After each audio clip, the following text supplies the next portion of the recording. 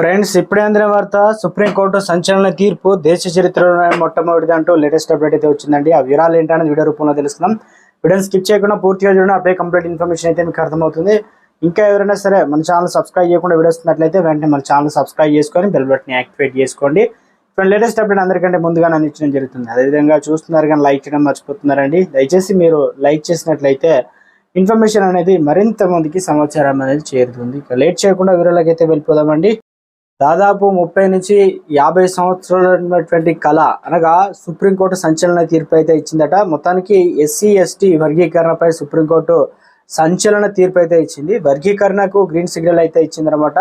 ఇక SC ST వర్గీకరణ సమర్థనీయమని తెలిపింది. ఎస్సీలు చాలా వెనుకబడిన వర్గాలుగా ఉన్నట్లు ఆధారాలు ఉన్నాయని, విద్యా ఉద్యోగ రిజర్వేషన్లో వర్గీకరణ ఆవశ్యకత ఉందని సుప్రీంకోర్టు అయితే తెలిపిందనమాట.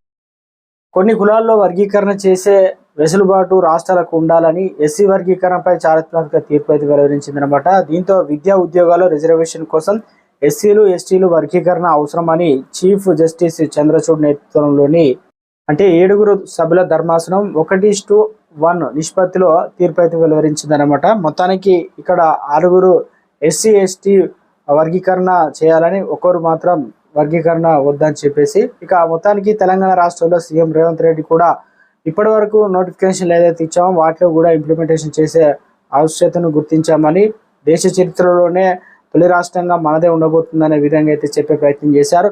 ఇటు మందకృష్ణ మాదిగ ఆధ్వర్యంలో ఈ ఏదైతే ఉద్యమం ఉవ్వెత్తున రావడం, ఇక పిటిషన్ సుప్రీంకోర్టులో ఉండడం, ఇవన్నీ దృష్టిలో ఉంచుకొని మొత్తం మీద అయితే రిజర్వేషన్లు అనేది ఏ రాష్ట్రానికి ఆ రాష్ట్రం జనాభా ప్రాతిపదికన అయితే ఉండబోతుందట.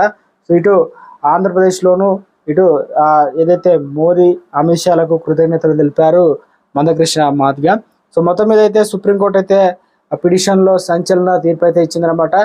ఇక దేశవ్యాప్తంగా అమలు అయితే కాబోతున్నాయి. సో ఇదండి